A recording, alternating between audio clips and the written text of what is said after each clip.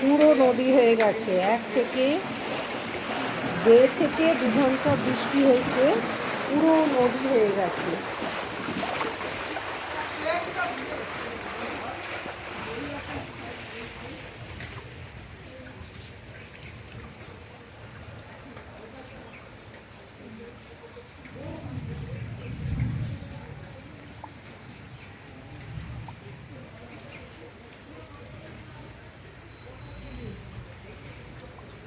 এবছর এই প্রথম বৃষ্টি হলো এতটা।